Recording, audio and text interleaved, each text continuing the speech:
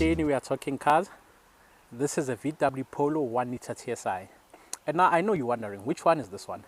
Is this the one that you love to hate or you hate to love? I'm here to correct you. This is the entry level 1 liter. It offers you a 1 liter turbocharged engine, which offers you 70 kilowatts of power. This and the Polo Life, which is the one spec above this one, they share the same engine and the power ratings. If you then opt for the DSG, which is now offered with the Life and the other one, then that offers you 85 kilowatts of power. So focusing onto the matter at hand, I just love the use of chrome and black on this car. You know, a nice badge, looks really good. A chrome strip that runs through into your headlight, looks good. Beautifully styled horizontal headlights, looks amazing. On the lower part of the bumper, you get a plastic inset. And yes, remember, this is the entry-level variant. So LEDs, daytime running lights, fog lights, all those are excluded, including your PDC. You can just see a PDC cutout, which is your park distance control, but it isn't included with this car. And I think it looks solid. I think it really looks good. For an entry-level offering into a Polo, this is proper. What are your thoughts on the looks? I think it looks aggressive enough. I think it looks tasty enough. Let me know. What are your thoughts? Our side profile or side overview looks amazing. So what are your thoughts on that? I'm particularly interested in what you think of these wheels, alloy rims. So this is a diamond cut. It offers you a gloss black finish on this end and the silver. So this is a 15-inch in size, so you can only imagine the comfort levels when it comes to the tire profile. Now side overview, impressive. I love how you get these lines running through from this end all the way to the front. Now this is a bit inverted when it comes to the lower parts. So yeah, same thing on this end, just inverted. Looks amazing. You get color coded door handles, a side mounted indicator on your mirror. And yeah, what are your thoughts? What are your thoughts? Yay, nay? I think they nailed it. Now when it comes to the rear section of the car, this is where I think it looks amazing. I love the shape of the tail lights. I just love the new badge that they have, which is in a 3D finish, sort of black and silver. It looks amazing. I like the scripting that is used. In fact, I really am impressed with just how it looks from the rear. So you can see aggressive body lines, such as these ones over here, subtle yet effective. A nicely designed or scripted diffuser on this end in a nice matte black finish. It looks really good. And yeah, I'm just really impressed, to be honest. So you can either open your boot by pressing and holding on your key, just like that, and you can pull it up, or manually, which is over there. And this is your boot space. This is, I'm not too sure if this is class leading, but it does give a hint of that. So it looks really big. It is quite spacious in here. So I like how there is obviously a light that I am picking up over there, and you can really mount your shopping bags over there using that shopping bag holder. The same thing on the other side, and the underfloor looks really good. So there is a bit of space on this end to store one or two things, something really small. And yeah, so this is quite impressive, to be honest. It does look like there's a parcel shelf that should be going on there. I'm not too sure if this is omitted on this particular variant or whether it should be like this. And I also noticed that this is here, there is no cover to hide that. So boot area, as you can see, looks really good. Let's check underneath. Do we get a fully sized spare wheel? I hope we do. Oh yes, we do, definitely. And then you get your jacks and your other housings. Amazing, great stuff. As we now look into the interior, so with the door cut itself, it is something familiar, something we've seen before. So hard plastics that are used on the top of it, and then a satin black finish, so something in between matte and gloss black. So yeah, and a nice and steady door handle on this end. So I love how this feels quite steady in your hand, and the inclusion or use of this cloth material, which is really soft to the touch and feel. And these buttons, they look a bit plain for my liking, but they are quite functional and they offer you great feedback. So nice and clicky sounds. It oozes quality, to be honest. And then yes, plastics galore, definitely, but a nice pattern on the plastic, a speaker cutout, and a really gigantic and huge space for your bottle and your wallet or your cell phone or anything along those things. So now for the interior overview, this is what you can expect from your entry-level 1 liter TSI.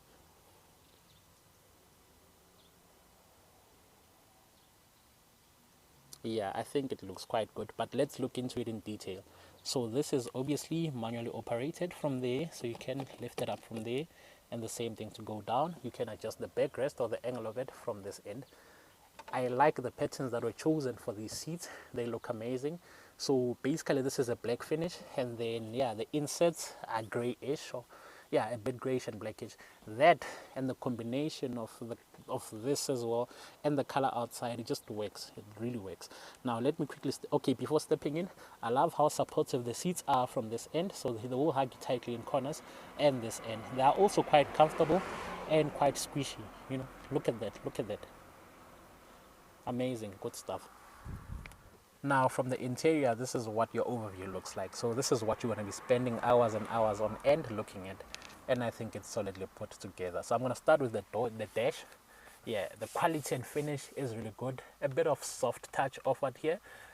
Feels really good in my hands. I love this finish, you know, this plastic like effect. Not too glossy, not matte either, just a satin finish. It looks really good. Nicely designed events, and the placement just spot on. One thing that I can complain about to a degree, not too much, is this infotainment screen. I just felt like it could have been better done. You know, the screen could have been better utilized, but I guess that's why you have the Life and the DSG and the GTI to offer you the bigger screen and so forth. Maybe I'm just complaining. I'm not too impressed by this, but I like, you know, the design. So you get hotkeys for what's really important, and then other functionality can be done using the infotainment screen. In fact, let me switch the car on. Where's the key? Where's the key? Where's the key? Okay, after hours of searching, finally found the key. So this is what your instrumentation looks like. You know, vivid colors, quite vibrant. The contrasting blue and black, I mean, it looks good. It looks quite digital, as you can see. You can obviously control your screen from this end. So okay, let's quickly close the door. Go up, or view, maybe, yes. Okay, you can have that. You can have this. Well, I don't know how to toggle this, obviously, but okay, quite easy to, because I'm using this for the first time, to be honest, and you can obviously see that. So yeah, I like that. This would then be for your cruise control. I'm not too sure if this is adaptive on this particular model. And then your screen, you know, nice, solid, great stuff. Now, did I touch on there? No, I haven't. So yeah, you get these aircon vents, which are really straight to the point. They do what they need to do. A nicely manually operated air conditioning system, so solid feedback from the buttons. Solid, you know, and the solid clicky sounds. Great stuff. Now on this end, you do get a bit of space to put your phone in there nicely. Maybe this could be an inductive charging pad on the higher spec ones. Then you get 2 USB Type-C ports, and a slot for your, probably your card or your driving license, a 5-speed gear select lever, and this is your automatic on and off. So when you stop at a robot, it automatically turns off or on. Switch it off all the time just to minimize any issues in the future. Now these are blanked out because they would otherwise offer you functionality such as your driving mode selector, your park assist, and so forth. You get a 12-volt power supply on this end. Nice, solid. I am not too impressed by these non-adaptive small-ish cup holders, but they do what they need to do. And on this one, there is the exclusion of a center armrest, which is something I'd really like, but also not too complaining. Also not complaining about that. Glove box, solid.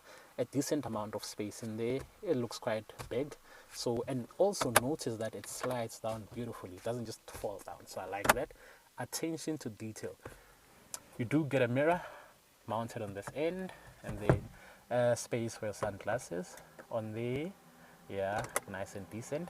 This is where you have reading lights, and if this was equipped with a sunroof, your controls would also be placed over there, so just like that. And the same thing for the driver. So let's go through to the rear section of the car. So same materials as the front, a hard finish on this end, a nice and solid door handle, and then nothing else. So this part, well, the material, the cloth material that was used, which was nice and soft, is excluded from this end. So this, you get a hard plastic on this side. Yeah, nice and solid button, a decent amount for, yeah, this is really solid, especially for your drinks. Really good. The pattern and the speaker cutout, if any, looks amazing. Now leg room, it is promising because this is my driving position. The seats, they look really good, let's be honest. The seats look quite good, nicely designed. You know, it looks like they will also hug you to a degree. nice and soft. As you can see, that they're a bit squishy. You do get this exposed IsoFix mounting point. I'm not too sure if I'm a fan. There is no center armrest, which is something that I'll always complain about for the rear passengers. And then yeah, no USB slot, no rear parcel shelf thingy on your seats.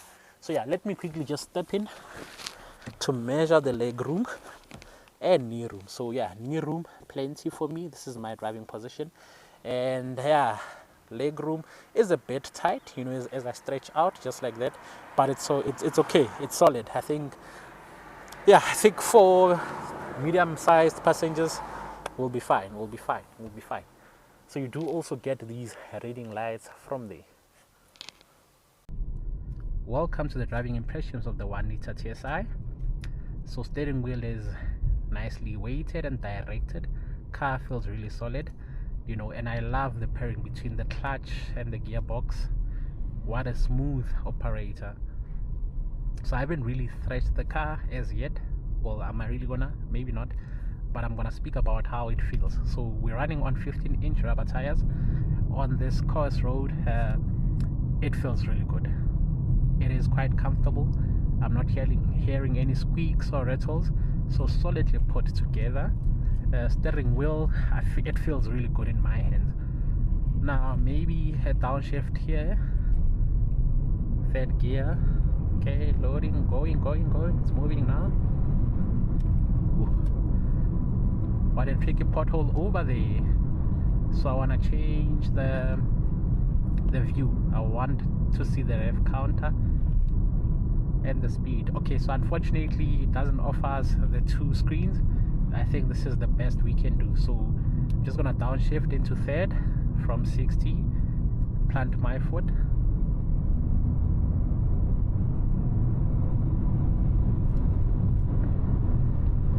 Okay, as you can see, it picks up a bit slow, but it does pick up, and it gets really quick. You can get up and get going really quick. So in terms of power rating, so this comes with a 70 kilowatt engine.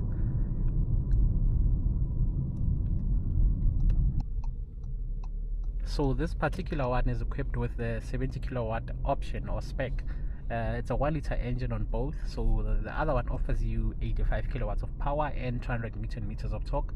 This offers you only 70 kilowatts and 175 newton meters of torque.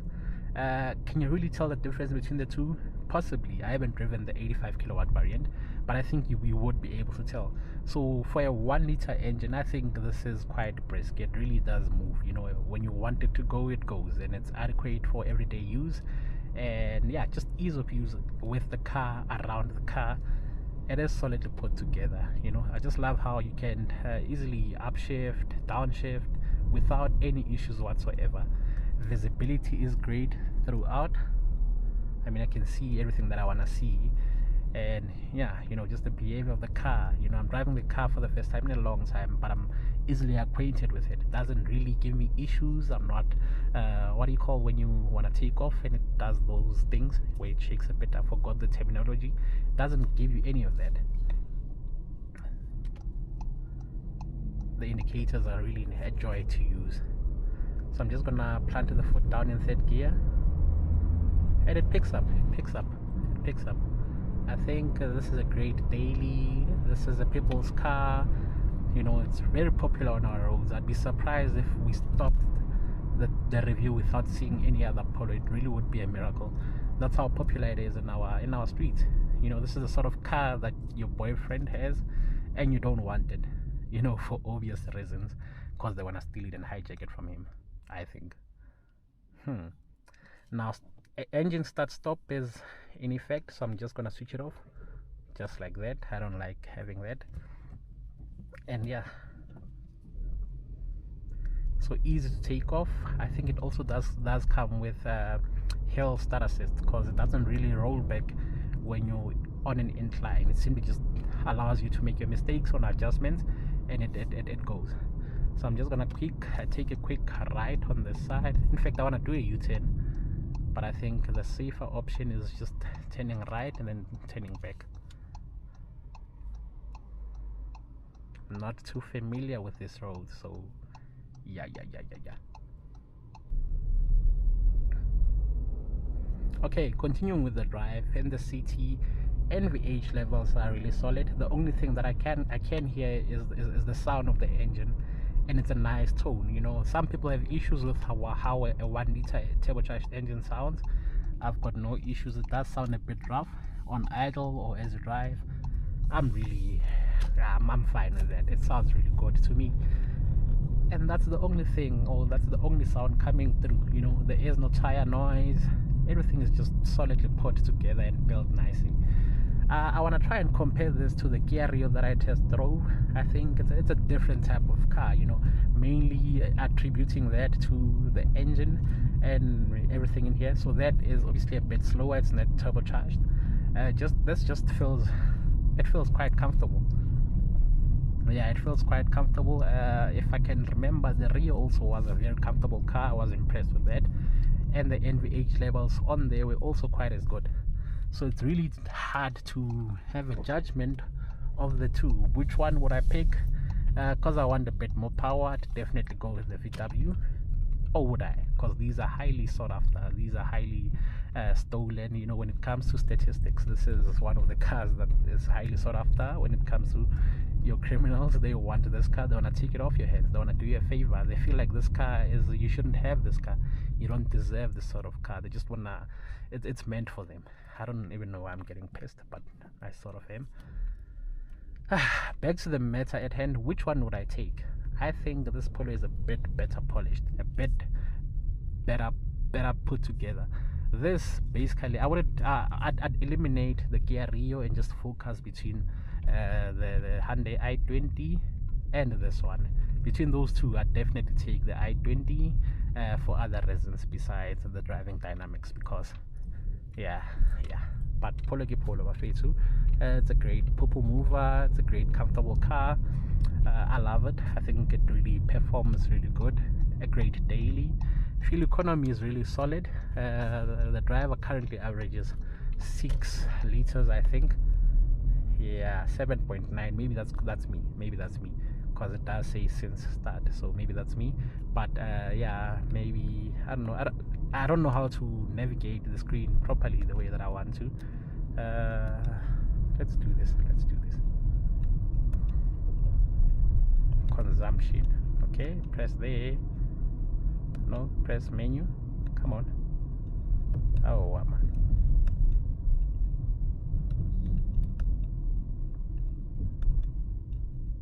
Okay, no, before I mess things around.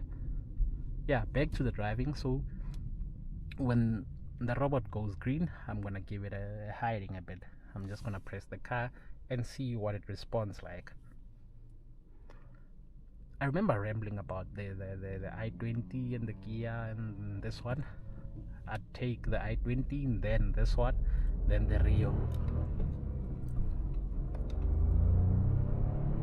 60. So fairly quick, to be honest. Fairly quick, fairly composed, no noise whatsoever in the car. Very comfortable car. We've always known why this car is highly I don't want to use the word, but it's the only one coming to mind. While it's highly sought after, we can see why it's popular. Yes, maybe that. We can see why this car is popular. We can see why people just love a Polo. You know, they buy it as their first cars, their second, third. They buy it for their kids. You know, your boyfriend buys it for you if you're fortunate enough, and stuff like that. So I can see why. It's not really hard to see why, because it really offers you a great motoring experience. It's just a great drive, whether you're driving it slowly, harshly, quickly, all those things. The car just behaves as it should, and it's a very comfortable one, and it's a low car too. You know, it moves, it's fuel efficient, it's comfortable, it's quick. What's not to like about a Polo? Maybe the price. Yeah, maybe the price is what I'd have an issue with. It is very expensive, but so the competition. Your Mazda 2 is quite expensive. Your Hyundai i20s are quite expensive. You know, as you go up the range, it's yeah. Thoughts, summary, as confusing as that may be, I think this is a solid car, and I give it a good 7 out of 10. I don't know where the other 3 goes to. Don't ask me, But would I buy this car if I was in the market for one? Definitely yes, without thinking twice. I think you're gonna get a really comfortable car, a fairly quick one with a 1 liter engine table. What am I saying? With a 1 liter engine, I think you're gonna get great consumption, just a great comfortable drive. The seats feel amazing. Noise, vibration, and harshness is next to zero, especially for this sort of car. And yeah, a champion, the creme de la creme in this compact hatchback segment. Those are my thoughts, as wild as they are, as confusing as they may be. That's what I think. And yeah, thank you so much for watching. Remember guys, please like, it's really free. Please subscribe, I need you on that. And I'll see you on the next one. Thank you so much for driving with me. Sharp. Now when it comes to warranty and services, it will now be displayed on your screen. And then closing it on the pricing, there are 5 variants on offer. The first 4 share the same 1 liter engine, and then you get the GTI with the 2 liter engine. So you first get the 1 liter TSI, and then the Life, and then the Life DSG, and then the R line. So the 2 manual variants get 70 kilowatts, and then the 2 automatics get 85 kilowatts. If you want this brand new 1 liter TSI, pricing is as follows.